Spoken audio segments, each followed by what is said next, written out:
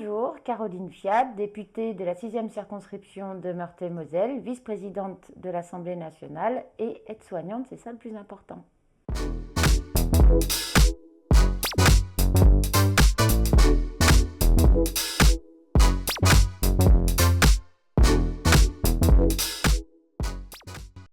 Je suis la rapporteure d'une proposition de loi sur la réintégration des personnels des établissements de santé et de secours. Il n'y a pas que les soignants et les pompiers, il y a les administratifs, les techniques et toutes les personnes qui font vivre tous ces établissements et nos services d'incendie et secours.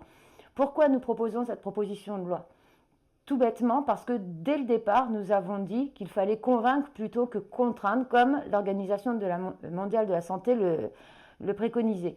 On n'a pas voulu nous écouter.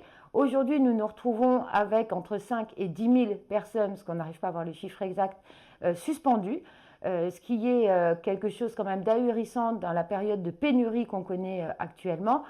Je ne vous parlerai pas de l'été et des pompiers, des urgences, de la pédiatrie, des EHPAD pour ce qui concerne les personnels des établissements de santé.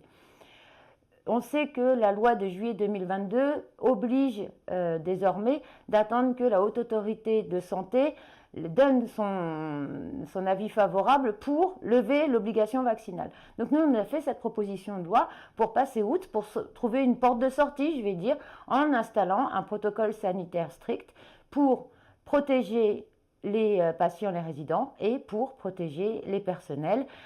Personne ne peut aller contre ce protocole qui permettra de répondre à toutes les réponses apportées, que ce soit par le gouvernement Macron ou par la HAS, qui nous dit qu'il y a encore un taux d'incidence trop important, que c'est dangereux, qu'il faut que les personnels fassent un acte d'altruisme pour protéger l'autre. Ça tombe bien, notre proposition de loi, c'est ce qu'elle propose, protéger et le personnel et les patients résidents.